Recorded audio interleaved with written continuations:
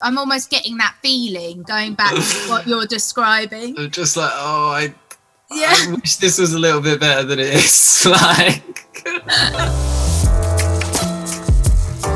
Hey, I'm Georgia, and this is Enemy Friends Like These. Hello, I'm Declan McKenna, and this is Enemies Friends Like These.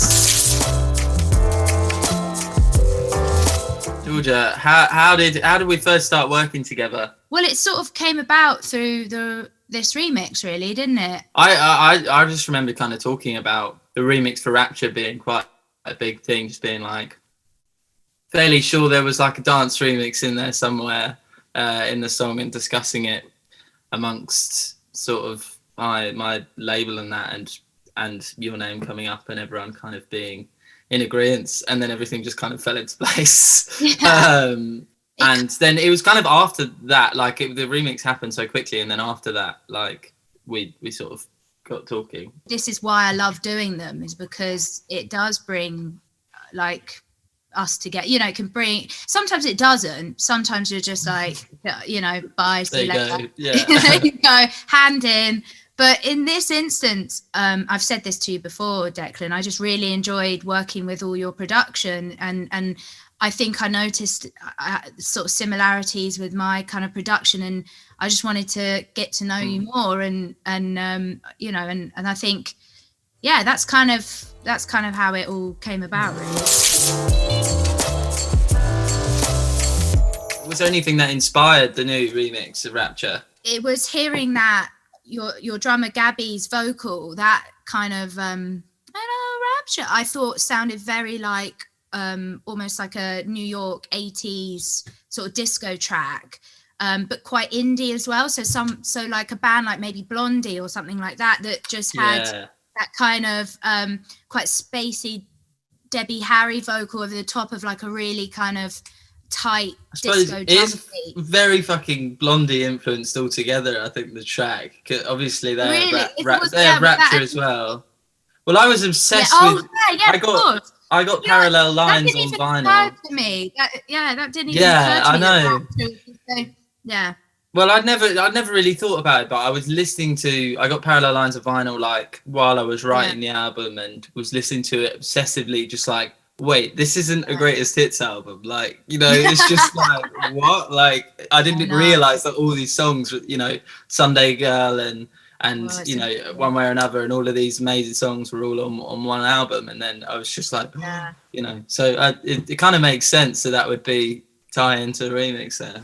Yeah, and I also thought the Talking Heads spin-off, the project that Tina Weymouth did, with the drummer, I've forgotten the name of the band, but I thought it was like in that sort of realm, that time where it was almost like 86, I think, where indie music just really married well with dance music. And I think a lot of indie bands kind of explored disco beats and like Tom Tom Club. Tom Tom Club, exactly. Yeah.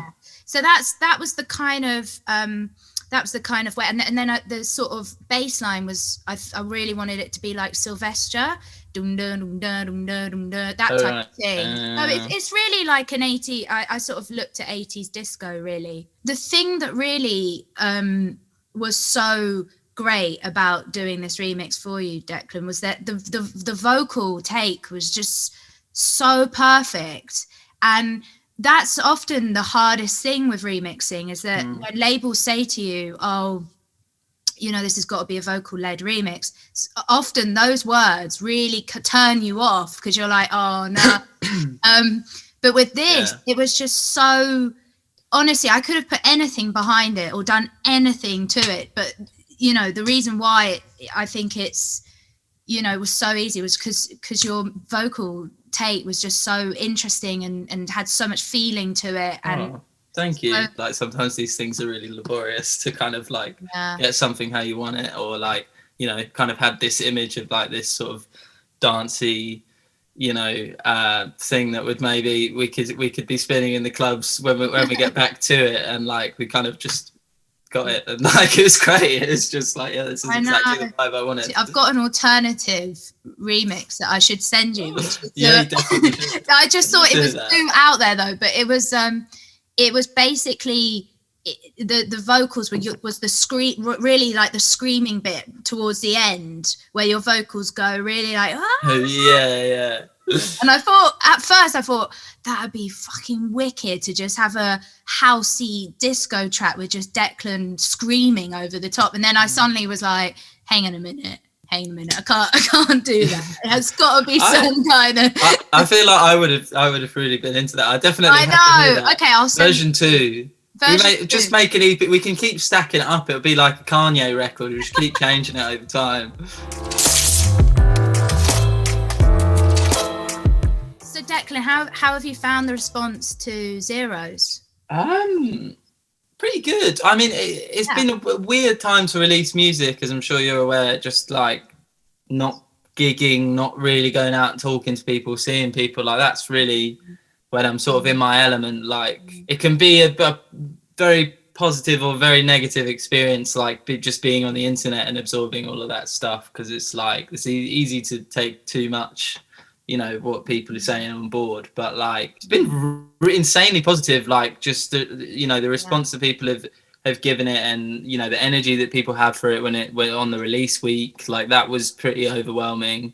You know, got a number 2 record, even though I'd never had a top 10 before, and like stuff like that. Just seeing people support it, like just like mad. It was really, really cool. As albums go, I spent a fairly long time getting everything together, because I was half the time just figuring out what my life was like when as an adult, not on tour, and half like figuring out where I wanted to go with the music, and like how to kind of make an album that maybe I felt in which I was taking myself a bit more seriously. Like, you know, the first album was kind of within moving very fast, like in the music world. So it was just like, write a song. Great, I've got 4 songs. I'm going to go into the studio, record them. Great, cool, done with that. Another studio session in a couple of weeks. And it was just like, you know, this time I've really had the opportunity to be like, I don't want to do that this time. I want to focus on every element, and like seeing people take to that when I was able to kind of hone in something a little bit more, and maybe work on something a bit more expanded in terms of its concept, in terms of the down to the chords and things that I was using, you know, like people take to that and people back it and support it and give it the energy that they're giving it is great. I'm just excited to play it live, because we recorded it a certain way, you know, we recorded it in a very live context, and like right. And I think it really shows as a record that the way you approached it, you know, it's a concise sort of body of work, and I think you come out with a really wicked, as you said, just like strong conceptual kind of record. I think fantastic. Tell us about the Seeking Thrills Ultimate Thrills edition. Over the sort of course of Seeking Thrills, like all the singles being released, which kind of started from like the start of 2019, I was lucky enough to get amazing remixes done by a lot of artists that I've really, you know, just admired over the years, particularly in the kind of dance scene. And I suddenly got these DMs of fans just being like, oh, it'd be so great to have a vinyl release of like or like a release of all the remixes together. And I was like, actually, it's really true. It'd be fantastic if we could put something out with all the remixes, because there's like the Blessed Madonna, who I've been I've worked with, and that remix was it was a really kind of successful remix. And then we had like Scream, and then we had sort of MK did Never Let You Go, and so we decided to put them all into a little package and call it Seeking Thrills, the Ultimate Edition. And hopefully it'll be coming out on vinyl as well. And I actually in the end remixed a couple of my own tracks myself. Nice. That's so old school. It was kind of a stupid idea, but I just was like, I was just doing a lot of techno music at the start of lockdown, and I just decided to remix About at the Dance Floor as a techno song. So it eventually made the sort of Ultimate Thrills edition. Kind of does come full circle with some of the things you talked about earlier. Like I've always thought of your music as kind of towing that line between like indie and then like kind of a song like About at the Dance Floor like feels like out and out dance music. like that, you know, yeah. you could hear in a club, and it's like that sort of disoriented, amazing sort of, you know, freedom to it. So yeah, I don't know. I find that so cool that to kind of do it like that and get all these remixes together and do that as well, because it all feels like it fits into your world. Like, it is crazy those moments when you realize like the people who will like be up for like collaborating or something like that, you can kind of reach out to people that you wouldn't expect to. Like Scream did a remix for me on this album, which is just like, I was just like, how the hell did I get in contact with Scream? I know. It's amazing. He wants to just give it a go and like, you know, yeah. But it's great. It's great as well to see like some, you know, someone like this, you working with all sorts of different amazing producers and people, because it's just like, it's just great that people, the collaborative nature of like music world right now actually is open so many doors, and it's just like so inspiring to see that. Like, it is. Have you got any projects in the pipeline, Georgia? There's always shit going on, like as you all know. There's always stuff going on. But I'm actually predominantly kind of just in the writing mode for a new record. So that's just what I'm doing. There's always knocks at the door, and there's always like, okay, yeah, you know, I shouldn't be like that actually. I should be like, yeah, you know, woo, that's going on and that's going on. But it's a lot though. I think having, you know, your focus on more than one thing is actually really, really difficult. Like sometimes you do just want to have your head in one thing, so it does make it more challenging. How about you? Anything apart from your remixing career, which I'm getting there. I need to remix. I'm gonna try and get in the last minute for the Ultimate Thrills edition. But no, I'm working on a project with my friend Will Joseph Cook. We've been writing songs together for a long time, and we have a good few now. They're fucking great, to be honest. They're like, it's like a kind of more electronic direction. It's a real kind of, you know, not quite a middle ground between our music, more of us both sort of tailing off in a way that maybe we don't normally get to. So I'm really excited about that. And then, you know, I've kind of been over the past couple months, just kind of the thing that we were talking about just there, like reaching out to people and just seeing who will collaborate, because I've just realized in this year, like having the chance to reach out to people and chat to people, like just that you will be surprised by the people who actually want to work with you, and like I don't know, actually having the time to do that as well, and you know, not be worrying about touring and things. Like, as much as I would love to be doing all that stuff, like, you know, I'm just kind of seizing the opportunities that I have right now. So yeah, getting a few different interesting co-writing bits on the go. There's one really, really interesting thing I'm doing right now that I don't even know if I'm allowed to talk about yet. Yeah, just a lot of, I am kind of veering towards another record, but really I've just been trying to like collaborate and find ways to collaborate with people, and that's been my kind of main thing for a little while. Declan, what is your favourite track off my record?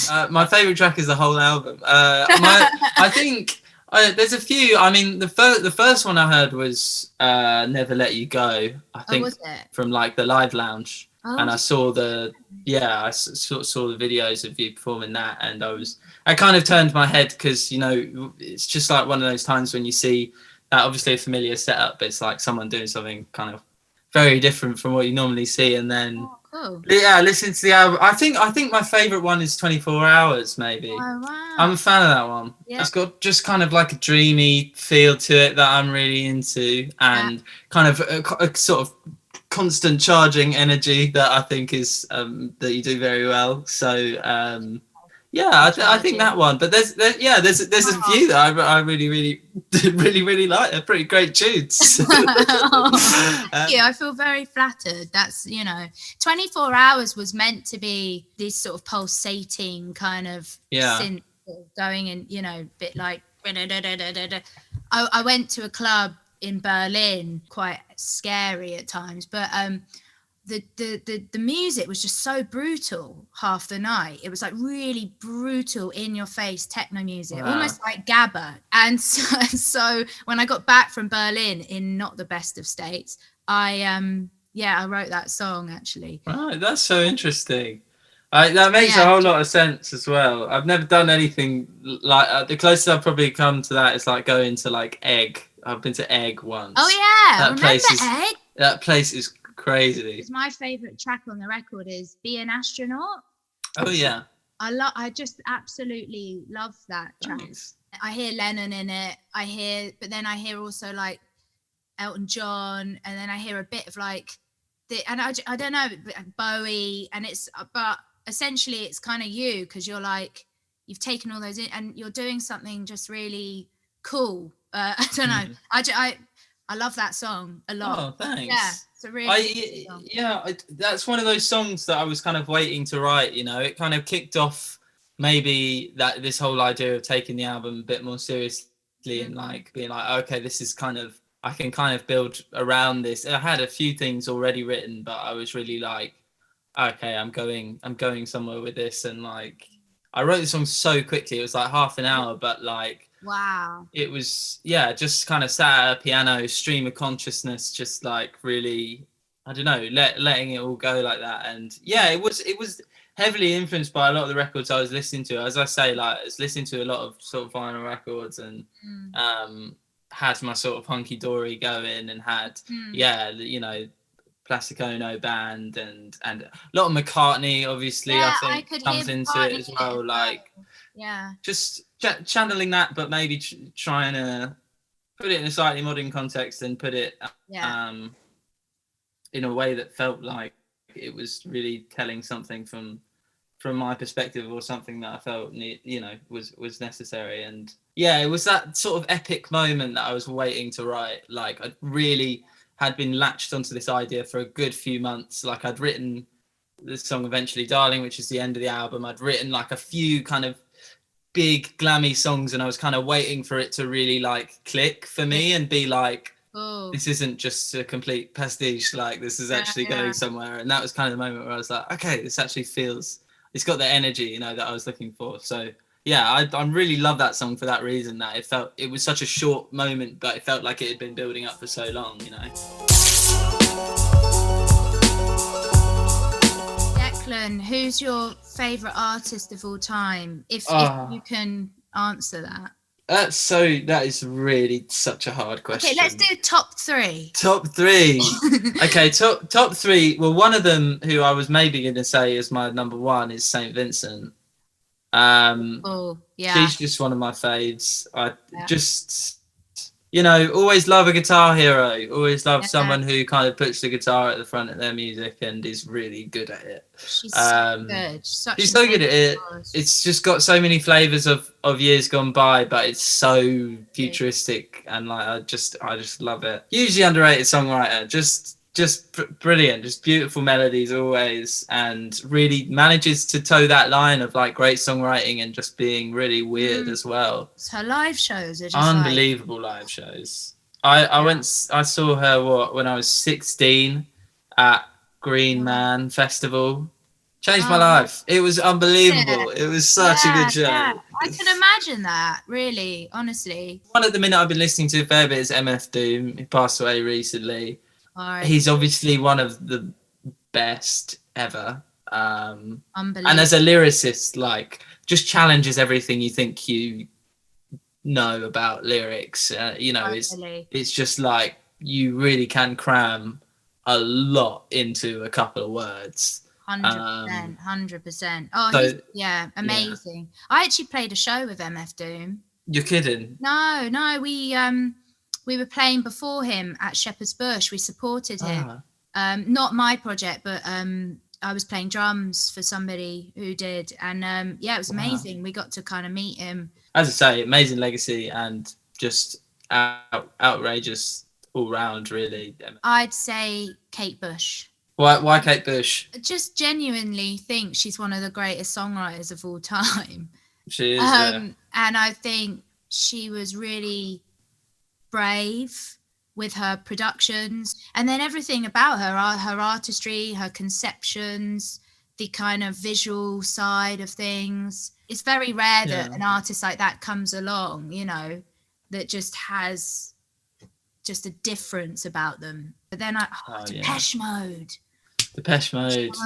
I can't. Have you seen them? Have you seen them live? Depeche Mode? I have. I took my brother to see them 2 years ago at Wembley, and we dressed up in like 80s Depeche Mode style. Oh, amazing. And it was honestly like a dream come true. We had such good seats, and it was just like mind blowing. Like Dave Gahan still is one of the best performers out there. We had such a funny time watching them in Switzerland. I think. Just at a festival. I think I caught the last maybe bit of their set, last, I don't know, 45 minutes, whatever. And all the way there, like, I think we'd had a few drinks. Our gig was a few hours before, and we didn't have anything going on. So, like, I had a few drinks, and I was just like, all the way up, I was going like, do, do, do, do, do, do, and everyone was like, they're not going to play it. No way are they going to play it. And I was just like, the whole way up, I was like, come on, they're going to play it. They're going to play it. And then, like, last song, like, we thought it was over. It was like, just going up, and I was like, yes! Such a banger. Oh, amazing. I was so gassed. That's did they didn't say that then when we no, you wouldn't expect them to, like, I guess, but it is banger. Declan, what motivates you as a musician? Like, amazing music motivates me, because there's always more amazing music to be like, this is what I need to do. Like, I need to achieve this feeling. I need to achieve this thing.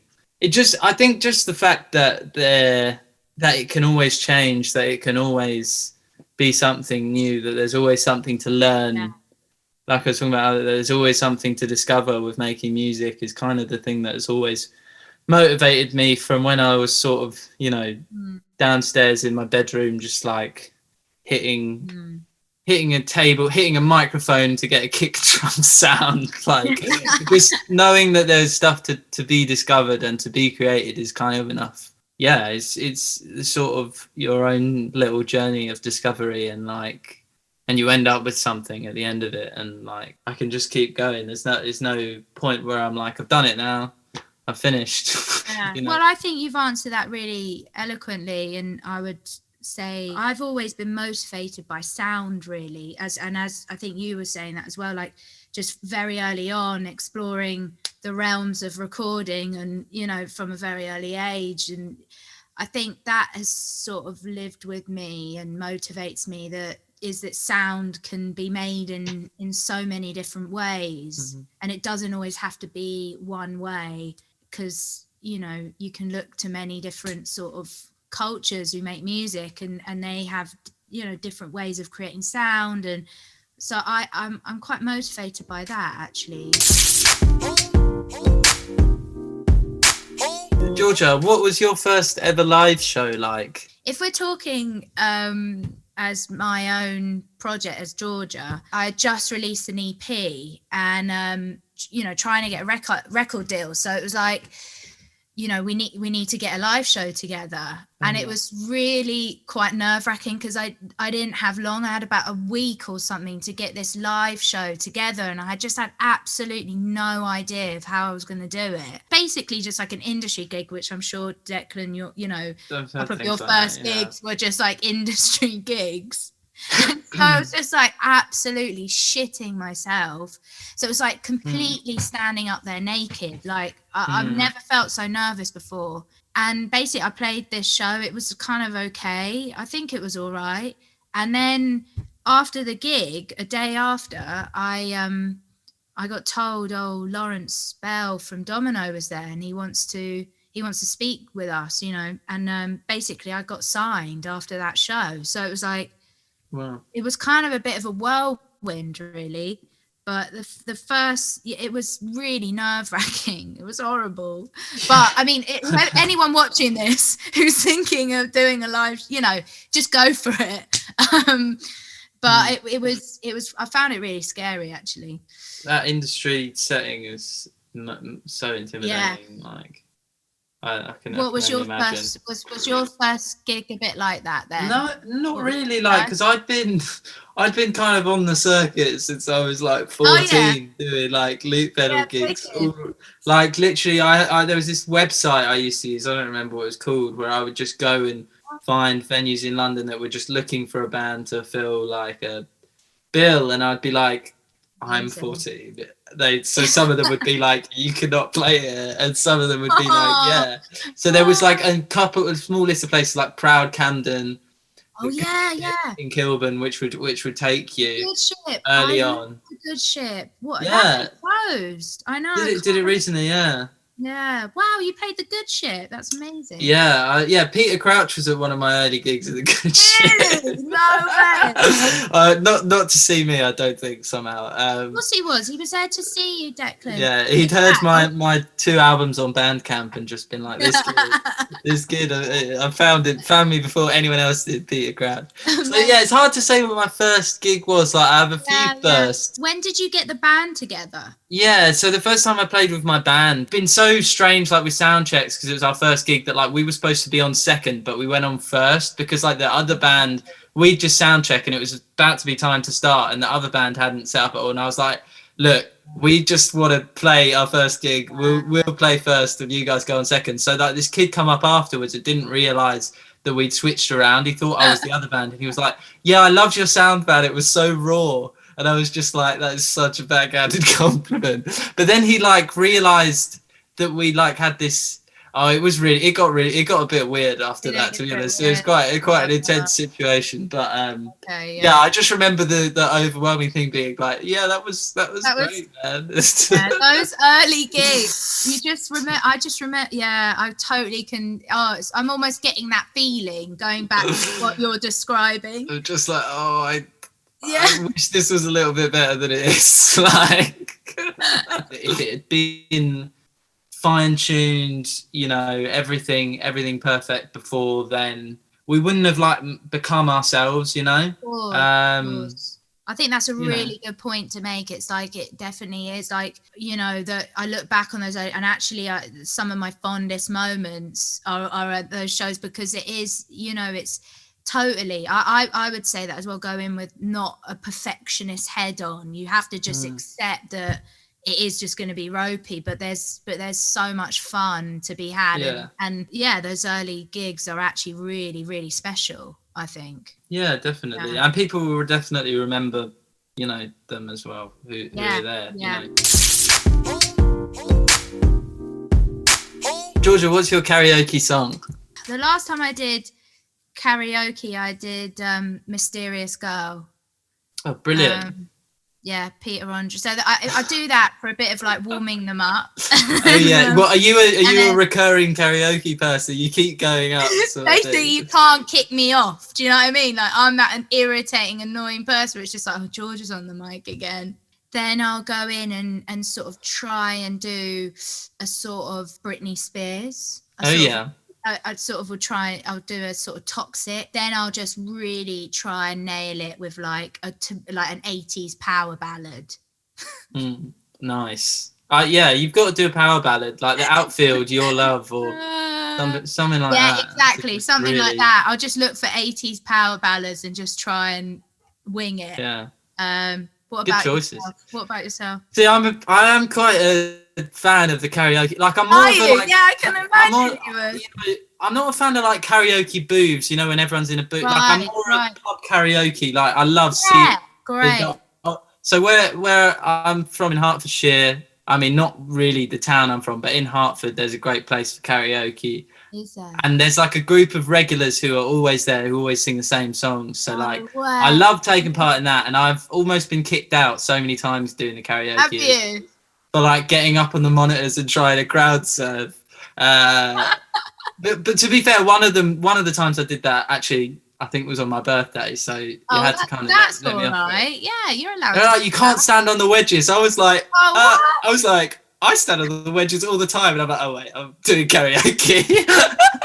Just got like Glastonbury in your head. I was just like, this isn't the normal context. But no, the songs I go for, I love a bit of ABBA on the karaoke. SOS. Oh, yeah. I love Waterboy's Whole of the Moon is a good one. Oh, yeah, that's a classic. That's proper karaoke, isn't it? I like to play. I like to please the sort of older lot in the audience. But really, the special moments of those karaoke nights is when there's one guy who gets up and does what was it, Chaz and Dave Rabbit, which is such a random, weird song to listen isn't to. it? Really weird song to listen to in this day and age, to be honest. Yeah, Chaz and Dave. I can really imagine that being a classic in Hartford. It doesn't get much more Hartford than that. I feel like that's a very British take on it. Maybe it's like you do kind of want to see people hitting Frank Sinatra really badly. Like you do just want some really flat notes in there. Just like, yes, go on, Paul. Like, Paul, you've got this. And now the end is near. Yeah, exactly like that. Any famous fans? Oh, that is a famous. This is famous people. It's a vulnerable question. I know, it's quite a vulnerable question. The most famous person that I think that I've heard talk about my music is Bono, which I'm pretty delighted with. He put me in the same sentence as like Noel and Liam Gallagher, who was talking about like the Sex Pistols, and then he was like, in a similar way to Noel and Liam Gallagher and Declan McKenna. What? Oh, something about being Irish and English or something like that. Oh, amazing. So I was delighted with that. Been in one Billie Eilish playlist, but that was one song, so I don't know if I'm allowed to call Billie Eilish a fan. So it's But how about you, Georgia? You got any famous fans? I bet you've got famous fans. My sort of biggest thing was obviously, I mean, this is it because he champions a lot of like up and coming music, but I think Elton John, I think he's so amazing the way he'll just play such spectrums of new music. And when he did this really sweet introduction to when Seeking Thrills was released, he did a whole thing in his show, and I just was like, I'm such a big Elton John fan. That was pretty amazing. Wayne Coyne from the Flaming Lips, he's kind of become a real person in my life, and he just saw me side of stage at this festival.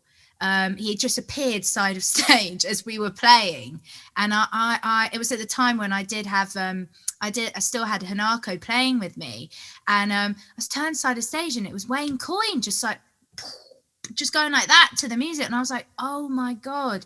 And so that was that's amazing. And now I go to Oklahoma and we work together, and we've become really good friends, and and he's so that I would say that was probably like a really wicked moment for somebody that I've really admired. I mean, whether it's like famous, but but the Flaming Lips is like, it's more than that, it's really real important heritage band for a lot of us. Like totally, and like I think he's such a unique person in art, and I think it's quite rare now to find people like that, and I think he really champions new music and new artists. Cool. And obviously I did a Gorillaz track, so Damon's become quite an important person in my life as well. That's brilliant. There's there just a couple of people, just a couple of the best creatives around. Just a few of them. I feel like such a wanker. Like no, I know. There's no way to not feel like that. Sorry, enemy.